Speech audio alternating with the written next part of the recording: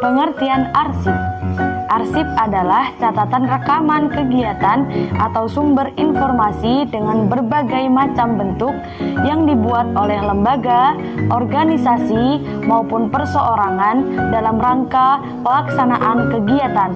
Arsip dapat berupa surat, warkat, akta, piagam buku, dan sebagainya yang dapat dijadikan bukti sahih untuk suatu tindakan dan keputusan. Dengan adanya perkembangan teknologi, arsip dapat berbentuk audio, video, dan digital. Indonesia, masalah kearsipan diatur dengan Undang-Undang Nomor 43 Tahun 2009 tentang kearsipan dan pelaksanaannya diatur dalam Peraturan Pemerintah Nomor 28 Tahun 2012 tentang pelaksanaan Undang-Undang Nomor 43 Tahun 2009 tentang kearsipan. Sedangkan masalah perpustakaan diatur dengan Undang-Undang Nomor 43 Tahun 2007 tentang perpustakaan.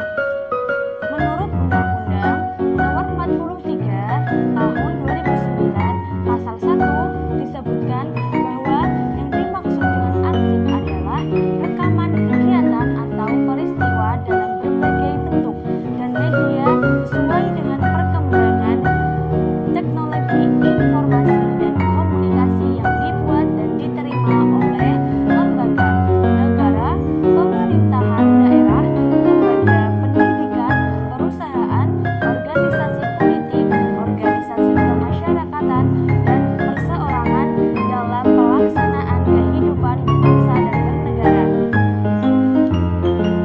Ada 4 tahapan dalam daur hidup arsip.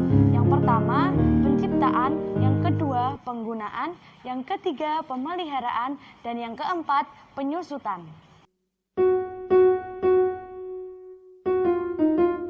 Kegiatan yang saya lakukan adalah menyalin nilai raport dari siswa ke buku induk raport untuk data arsip sekolah supaya sekolah memiliki arsip agar tidak hilang dan tidak tercecer. Yang sudah dipaparkan tadi adalah 4 tahapan daur hidup arsip. Yang pertama adalah 1. Penciptaan, yang kedua penggunaan, yang ketiga pemeliharaan, dan yang keempat penyusutan. Keempat tahapan tersebut sekaligus dapat kita uraikan sebagai berikut. 1. Penciptaan. Arsip tercipta secara otomatis, tidak disengaja, hasil samping dari kegiatan administrasi organisasi. Ia tercipta karena memenuhi ketentuan hukum yang harus dipenuhi dan kebutuhan yang harus terpenuhi. Contohnya seperti seorang karyawan perusahaan ketika masuk kerja, sesuai peraturan ia harus mendaftarkan diri sebagai memencet mesin fingerprint. Ketika dia tidak memencet mesin fingerprint karena lupa atau sengaja, maka ia dianggap tidak masuk kerja hari itu juga karena data kehadirannya tidak ada dan tidak terekam dalam mesin fingerprint. Akibatnya, dia akan kehilangan haknya sebagai karyawan perusahaan untuk hari itu. Bukan hanya hak memperoleh gaji penuh, tetapi juga hak untuk naik pangkat ke jenjang yang lebih tinggi. Penciptaan arsip harus sesuai dengan ketentuan yang berlaku, yaitu tata naskah dinas harus dikendalikan dan diregistrasi. Ketika arsip tidak diciptakan berdasarkan ketentuan tata naskah dinas, maka patut diragukan legalitasnya. Yang kedua adalah penggunaan dan kegunaan. Arsip tercipta karena ketentuan administrasi organisasi. Oleh karena itu, pengguna utama arsip adalah organisasi pencipta sebagai bahan perencanaan, pengambilan keputusan, pengawasan pelaksanaan, kegiatan, pembuktian, dan bahan pertanggungjawaban.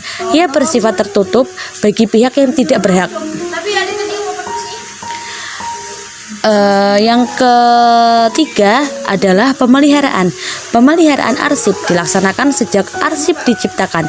Arsip yang masa depannya menjadi arsip statis harus dibuat dengan menggunakan kertas yang berkualitas tinggi, sebagaimana diatur dalam pedoman tata naskah dinas, agar tidak mudah rusak. Pemeliharaan berikutnya melalui pemberkasan dan penataan yang baik dan benar, yaitu sesuai dengan jenis dan bentuk arsip yang menjamin dapat ditemukan kembali arsip secara cepat dan lengkap. Pemberkasan dan penataan arsip tidak dapat dilakukan oleh sembarang orang, tetapi oleh masing-masing pencipta, karena yang mengetahui keterkaitan arsip yang satu dengan lainnya adalah pencipta. Yang keempat adalah penyusutan. Sifat arsip adalah jumlah selalu bertambah dan nilai kegunaan arsip semakin lama semakin menurun. Bahkan sebanyak 90% dari keseluruhan jumlah arsip tidak memiliki nilai guna. Artinya harus dimusnahkan. Kapan suatu arsip harus disusutkan atau dimusnahkan sudah diatur dalam ketentuan jadwal retensi arsip.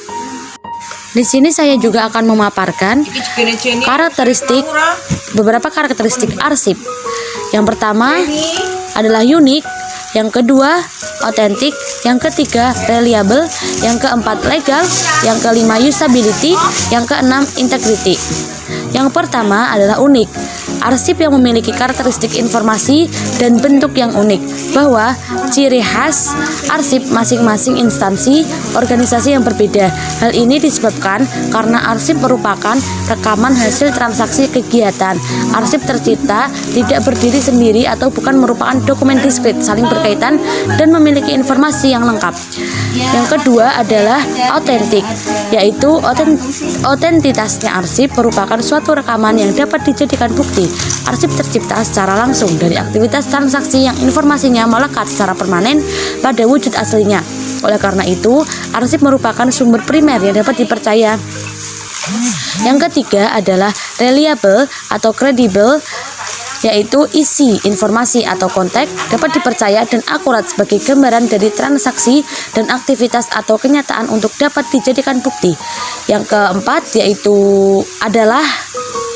adalah legal atau sah, bahwa arsip merupakan rekaman informasi dari suatu transaksi kegiatan yang tercipta hanya sekali serta berisi kebuktian legal.